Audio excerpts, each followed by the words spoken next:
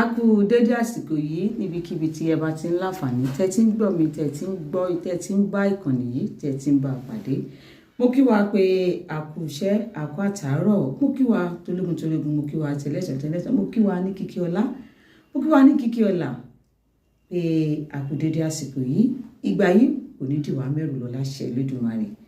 Gẹ́gẹ́ bẹ́ẹ̀ ti ṣe mọ̀ ní ìkànnì yìí, gẹ́gẹ́ bẹ́ẹ̀ ti ṣe mọ̀ lórí fọ́nrán yìí wípé gbogbo nǹkan tó bó bá ṣe ń lọ káàkiri orílẹ̀-èdè náà la máa ń wá sí etí gbọ̀nyín. Gbogbo nǹkan tó jẹ́ ń lọ yìí kò sí èyí tí etí wá dé sí, kò dẹ̀ sí èyí táwa náà tà tí gbọ́ tà tí máa rí.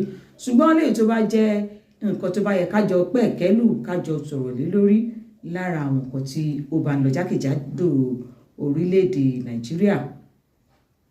Gẹ́gẹ́ bí fídíò tó wà ní orí fọ́nrán yìí tá à ń wò yìí, gbogbo wa náà láti rí Alhaji Oríyọmí Hamzat, a dẹ̀ ti rí captions tó wà ní orí ẹ̀, a sì rí wípé Alhaji Oríyọmí Hamzat náà ni wọ́n ṣe ètò yẹn ní orí Kọ́kọ́rọ́ Alátẹ wọn. Ṣé wọn pé oríṣiríṣi ìṣẹ̀lẹ̀ náà ló máa ń ṣẹlẹ̀ tí Alhaji Oríyọmí Hamzat máa ń gbé wá sórí ètò yẹn Kọ́kọ́rọ́ Alátẹ. Eléyìí tó ń gbé wá lọ́tẹ̀ yìí ó ya everybody lẹ́nu. Ṣùgbọ́n kí n tó máa lọ, ẹ má gbàgbé láti like, láti comment, láti drop opinion yín. Kẹ́dẹ̀ tó má gbàgbé láti bá wa ṣe pabambarì tó wà ńbẹ̀ náà ni pé ẹ má gbàgbé láti bá mi subscribe sórí fọ́nrán yìí. Látàrí bó ṣe ń lọ yẹn tí wọ́n gbé wá yìí, mo fẹ́ kájọ gbé ẹ̀kẹ́ kí ni nǹkan náà. Nígbà tí wọ́n ní arábìnrin màdámù yìí ọ̀nà ti pé 46 years old tí wọ́n wá tí rí ọkọ. Ṣùgbọ́n a dúpẹ́ lọ́dọ̀ Ọlọ́run wípé nígbà tó wá sórí ètò, ṣe mọ̀ pé nǹkan tá a máa ń sọ náà ni pé tí èèyàn bá dákẹ́ tara rẹ̀ á bá dákẹ́, tá a bá dákẹ́ tara ẹni á bá ní dákẹ́. Ìgbà tí arábìnrin yẹn, ìgbà tí màdámù yẹn wọ́n pàtìjú mọ́ra, wọ́n wò pé nǹkan tó bá wọ anybody kò tọ̀ ló bá bọ́ síta. Wọ́n ti wá bọ́ síta nìkan, wọ́n lọ sórí afẹ́fẹ́ tó jẹ́ pé ó gbogbo ojú káàkiri àgbáyé òun ló ń wò wọ́n, òun ló ń gbọ́ wọn. Mo gbóṣùbà fún màdámù yẹn pé wọ́n ṣe ọkàn akin pé nǹkan tó bá wọ anybody ló lè fẹnu ẹ̀ sọ. Because tí òun bá dákẹ́ tàrí àbá dákẹ́, bóyá ká ní woman yìí bá ti jáde ti pẹ́ tó ti wá sórí ètò báyìí ti pẹ́, bóyá ọ̀rọ̀ wọn kò bá ti lójútùú jù báyìí lọ. Ṣùgbọ́n ká tún dúpẹ́ náà ni pé básìkò bá tó ẹ̀dá òkè gbọ́n, àsìkò ṣe tó fún wọn láti jẹ́ kí tọ́lọ́run ṣe àsìkò tó fún arábìnrin yẹn láti rí ìtúsílẹ̀, láti rí ìdáǹdè, láti gba òmìnira lọ́wọ́ nǹkan tó ń ṣe wọ́n. Ṣé ká wá ní nǹkan tó ń ṣe wọ́n, ṣé ká sọ pé iṣẹ́ olówó kan ayé nínú ni àbí báwo, àbí opinion oníkálukú ọ̀tọ̀ọ̀tọ̀ ni lórí ọ̀rọ̀ yìí. At the age of 46 years old kéèyàn sì jẹ́ virgin, ó lágbára o. Ìgbà tá a gbọ́ tá a rí fọ́nrán yìí, gbogbo wa náà là ń kọ ha pé 46 years old ẹlòmíì ti bímọ tán lé ọkọ, ẹlòmíì ti di grandma at that age 46 years old. Ẹlòmíì ti bí gbogbo nǹkan tó fẹ́ bí ó ti bí tán. Ẹlòmíì gan ti mẹ́nu wọ menopause ní èjì yẹn. Ẹlòmíì ó ti ń gbẹnu lé menopause. Ṣùgbọ́n tó bí àsìkò bá tó ẹ̀dá ò kì í gbọ́n, àti pé ilẹ̀ àánú Ọlọ́run ọba gan kò kì í ṣú. Ilẹ̀ àánú Ọlọ́run ọba yìí ṣú, àsìkò tọ́lọ́run ní ó máa yẹ wọ́n. Ṣùgbọ́n tó lórí ọ̀rọ̀ tí Alhaji Oríyọmí Hamzat sọ, kí tó di pé màá play fídíò yìí, ẹ má gbàgbé láti like, láti comment, láti share, láti bá mi bo kó lọ fáfáà.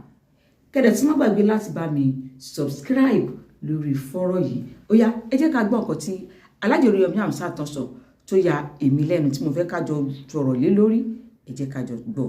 Tiwa o, ó dàbí pé òròmọdìẹ yín sunkún yẹ, ìgbà yẹ ti dàbọ̀ adìẹ o. Ẹ ti ní ọkọ ní Nàìjíríà báyìí, ẹ sì tún ti ní l'Amẹ́ríkà, kódà ẹ tún ti ní London. If only your mother is ready to release you. Nefile. That statement if only your mother is ready to release you. Òun mo fẹ́ ká sọ opinion wa lé lórí. If only your mother is ready to release you. That means that statement ó deep gan, ó deep gan. If only your mother is ready to release you. Before I get like to sọ̀rọ̀ yẹn jáde, because I trust that man. Ó máa ti tú ìsàlẹ̀ kòkò.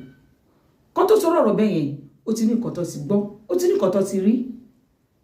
And tó ti wà for the past 46 years old. Obìnrin for that matter. Tí ò tí lọ́kọ débi pé ó máa bímọ rí. Virgin láyé tá wà yìí. Tó jẹ́ pé ọmọ ọdún méjìlá, ọmọ ọdún mẹ́wàá mi gan, ó ti já kùtùkùtù. Ọmọ ọdún mẹ́wàá. This generation tó wà yìí, ó ti já kùtùkùtù, wọ́n ti balẹ̀ ọba jẹ́, bá àfin ọba jẹ́, bá everywhere jẹ́. Àbí nǹkan tí mo sọ yé wa ni. Ó wá jẹ́ pé 46 years old. Ọlọ́run wá bá wọn, Ọlọ́run ti bá ó ti gbọ́ àdúrà wọn. Mo rò pé moment tán wà ńsìn, ó yẹ kí inú wọn máa dùn. Pé Ọlọ́run ṣeun o. Ọkọ ti wà ńlẹ̀ fún wọn ní rẹpẹtẹ. Wọ́n ní àwọn ti Nàìjíríà ò ló ń kà. Ká tó sọ pé àwọn tó wà ní diaspora, wọ́n l'Amẹ́ríkà, àwọn ọkùnrin tó ready láti fẹ́ wọn. Ó wà ní Amẹ́ríkà, ní London. Àwọn ti Nàìjíríà gan ò gbẹ́yìn tán ní àwọn èèyàn tiẹ̀ ló ń kà. Tó wá ń kọ èmi lóminú nínú ọ̀rọ̀ yẹn ni wípé if only your mother is ready to release you. Now, l'opinion ti yín, ẹ bá mi drop opinion yìí sórí fọ́rọ̀ yìí. Ẹ má gbàgbé láti like, láti comment, láti share, láti bá mi drop opinion yìí. Kẹ́ tí má gbàgbé láti bá mi subscribe sórí fọ́rọ̀ yìí lórí ọ̀rọ̀ tó ń lọ yìí. Wọ́n ní congratulations to Mama Virgin at 46. Mama Virgin at 46. Kò sẹ́ni tó fi yọ̀ wọ́n o. No. Kò sẹ́ni tó fi yọ̀ wọ́n, tó fi yọ̀ arábìnrin yẹn, tó fi yọ̀ màdámù yẹn. Yeah, she's madam. Èèyàn ti pé 46 years old. Madam ni wọ́n náà. Madam ni wọ́n. Ẹmọye mates wọn tó ti hang boot tó hàn bímọ mọ́ because wọ́n ti bí ọkùnrin, wọ́n ti bóbìnrin. Yes, tó jẹ́ age mate wọn. Wọ́n ti bọ́kùnrin, wọ́n ti bóbìnrin. Tí wọ́n sọ pé okay o, ibi tí mo bíbà ìlọlúwa ràn mí lọ́wọ́ dé ẹbí ní sẹ́rì. Láwọn tó jẹ́ age mate wọn. Now, ohun tó wá jẹ́ tó jẹ́ kémi ó bọ́ síta náà ni wípé statement tí Alhaji Oriyomi Hamzat tọ́tọ́ síta yẹn pé ẹ ti lọ́kọ o, àwọn tí ọkọ ti Naija wọn ò ló ń kà. Wọ́n pa òwe yẹn. Ìtumọ̀ òwe yẹn náà ni wípé ọkọ ti wá pọ̀ yàpá. Ọkọ lẹ̀ wá, ẹ ti wá ní ọkọ 6 lọ báyìí. Ọkọ 6 ẹ̀sìn ẹ̀gùn lọ ni. If only your mother is ready to release you. That statement, gẹ́gẹ́ bí mo sọ lẹ́ẹ̀kan, ó deep l'opinion ti tèmi. Kò sí minute tá lè fún. Bẹ́ẹ̀ ni, kò sí minute tá lè fún statement yẹn pé if only your mother is ready to release you, ká bí sí Olódùmarè. Kí ni túmọ̀ statement yẹn? Ṣé elé ní opinion titi yín gẹ́gẹ́ bí mi ṣe ń rò wípé ṣé kò jẹ́ pé ká sọ pé màmá màdámù yẹn, ṣé ká sọ pé màmá wọn, ṣé àwọn náà fẹ́ kọ́kọ́ ọmọ wọn kó ti marry látọdún ìwà ni? Àbó ní ìgbésẹ̀ kan tí màmá yẹn tó ń gbé látàrí wípé kọ́mọ wọn má ní ọkọ. Me, I'm just saying my own, I don't know. Mo kàn ń sọ ti mind tèmi ni because statement yẹn kò sẹ́ni tó máa gbọ́. Kí fún ká má jẹ́ Yorùbá gan. Bá a ṣe jẹ́ kó má jẹ́ pé Yorùbá ni ẹ̀yin náà, kó má jẹ́ pé Yorùbá lè mi. Èdè Òyìnbó ní Alhaji Oriyomi fi sọ ọ̀rọ̀ yẹn. If your mother is ready to release you. If that condition. yes now condition wà nù ẹ̀ because àwọn ọkùnrin tó jáde gan sin tó sọ pé okay I'm ready láti fẹ́ madam yẹn tó bá gbọ́rú statement yẹn wọ́n máa move back pé what's the meaning of that statement wọ́n máa fẹ́ tú iṣu dé sàlẹ̀ kòkò wípé that statement ó ní kọ̀ọ̀kan ó ní bá if only your mother not your father not your uncle not your brother if only your mother is ready to release you. Àwọn tó wà ní diaspora gan tán láyé àwọn ready láti fẹ́ madam yẹn tó bá gbọ́ statement yẹn they will have to step back pé no ẹ jẹ́ ká gba ìtumọ̀ ọ̀rọ̀ yìí ẹ jẹ́ ká gbọ́ kí ni ìtumọ̀ àwọn afẹ́rẹ́sọ̀ pé àwọn míì gan á ti máa pe Alhaji Oríyọmí Hamzat pé Alhaji kí ni nǹkan tẹ́ me by that statement if only your mother is ready to release you. So máa fẹ́ pé àwa tá à ń gbọ́ tá à ń bá fọ́nrán yìí pàdé tá à ń gbọ́ wípé ní opinion títí yín kí lẹ́yìn lórí pé Alhaji Oríyọmí Hamzat kí ló mean by that statement because tí bàbá yóò bá rí tí ò bá gbọ́ kò ní sọ gbogbo alámọ̀ Alhaji Oríyọmí Hamzat náà ọ̀rọ̀ wọn ní kúrò ní wọn pé àwọn máa ń tú iṣu dé sàlẹ̀ kòkò ni tí wọn ò bá gbọ́ nǹkan kan tàbí kọ́ rí nǹkan kan wọn ò ní sọ statement yẹn. Àwọn kan sọ pé Alhaji Oríyọmí Hamzat náà ló wà in best position láti lè explain further lórí statement yẹn. Ṣé Alhaji Oríyọmí Hamzat níyà madam yẹn ni? No. Àwọn kan níyà madam yẹn but àwọn náà rí nǹkan kan ni tàbí kọ́ gbọ́ nǹkan kan ló jẹ́ kó sọ orí statement yẹn if only your mother is ready to release you. Adéjọ 46 kéèyàn jẹ́ fẹ́jì ó ti wá pamúra ó ti pamúra tètè ó ti pẹ́ tó ti pa kíní yẹn múra tó ti tí madam yẹn ti ń pamúra Ọlọ́run wá gbó láyà ó kì láyà pé ó ké bọ́ síta ó yá wá ojútùú sí ọ̀rọ̀ ayé rẹ̀ ló fi lọ bá Alhaji Oríyọmí Hamzat lórí program Kọ́kọ́rọ́ Alátẹ. Ọlọ́run wá tún bá wọn ṣe bọ́n ti lanu sọ̀rọ̀ àwọn aláàánú wọn wà nítòsí àwọn tọ́lọ́run fẹ́ràn tí madam yẹn wọ́n wà nítòsí oníkálukú náà ló ti ń show interest ní diaspora Amẹ́ríkà wọ́n rọ́kọ láti Amẹ́ríkà wọ́n rí ní London àwọn ti Nàìjíríà náà wọ́n yapa kódà madam yẹn kí ọkùnrin tó fẹ́fẹ́ wọ́n sì kókó sọ pé òun mẹ́bí ń ṣe number 3 number 4 ṣé wọ́n máa láwọn ò fẹ́ ni àbí jẹ́ ká sọ pé madam yìí bí ká sọ pé àti ọdún yìí wọ́n fi àwọn ọkùnrin wọ́n fi wọ́n ṣàkọ látọdún yìí ní àgbáwò but me I don't think so ìgbà tí wọ́n bá fi wà ní 46 years old tó sì jẹ́ virgin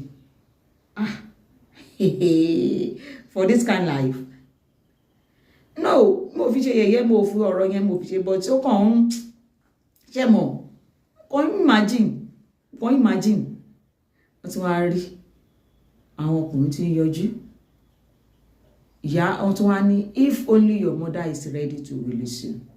That statement láàrin èmi àti yín kí lẹ́yìn fi pé ó wà nídìí ẹ̀ tí Alhaji Oríyọmí Hamzat tó fi sọ statement yẹn pé if only your mother is ready to release you. Àbí tí ká sọ pé ẹ má worry ẹ má gbàgbé láti like láti comment láti share and then láti bá mi drop opinion yín kẹ́dẹ̀ tún bá gbàgbé láti bá mi subscribe sórí fọ́rọ̀ yìí ó ṣe kókó ó ṣe pàtàkì. Bó bá ṣe ń lọ ẹ̀kúkú mọ̀ wá ẹ mọ̀ mí nìkan nìyí pé bó bá ṣe ń lọ èmi á máa ṣe kíni lóòótọ́ gbogbo wa náà la wà lórí social media lárí bó ṣe ń lọ káàkiri but èmi á tún like láti put mouth láti chook mouth lórí nǹkan tá a bá ń gbọ́ eléyìí ó yà mí lẹ́nu náà ni pé 46 virgin 46 this life 46. Well, I don't know your opinion, you don't know mine, but my own is that ìyá yẹn òun náà ni ìyá madam yẹn tó ti ẹ̀kọ́ ti di grandma. If only your mother is ready to release you. Kí lẹ̀yin lérò wípé ọ̀rọ̀ yẹn ìtumọ̀ ẹ̀ even ká má jẹ́ Yorùbá that statement if only your mother is ready to release you. At the age of 46 fẹ́ Fẹ́jì ni mo pè o. Ọlọ́run bá tóbi o. Ṣé má gbàgbé pé láti bá mi oríṣiríṣi comment ló ti ń lọ káàkiri táwọn èèyàn comment but lọ́dọ̀ títí yín kílẹ̀ yìí lérò pé ó lè mú irú statement yẹn jáde wá láti ẹnu Alhaji Oríyọmí Hamzat because bàbá yìí náà ó máa ti ní ìgbìyànjú tó ti ṣe ó máa ti ní ìgbìyànjú tó máa ti ṣe lórí pé kí wọ́n àyè kọ́ lè rí ọkọ gidi because time tó wà yìí wọ́n ti máa need láti fojú sí balẹ̀ báyìí dáadáa kó tó choose because wọ́n láǹfààní láti choose ẹyọ kan péré orí ọ̀fẹ́ ẹyọ kan péré náà ni wọ́n ní láti mú lára àwọn ọkùnrin yẹn bí ètò wà ní Amẹ́ríkà ni bí ètò wà ní London ni àbí àwọn tó wà ní Nàìjíríà gẹ́gẹ́ bí kọ́tà láti sọ ni pé àwọn tí wà àwọn tí Nàìjíríà gan wọn ò gbẹ́yìn wọ́n ní wọn ò gbẹ́yìn tí wọ́n ní àwọn nífẹ̀ẹ́ sí màdámù yẹn so ọ̀rọ̀ tí Alhaji Oríyọmí wá fi parí èèyàn náà ni wípé if only your mother is ready to release you at the age of 46 years old virgin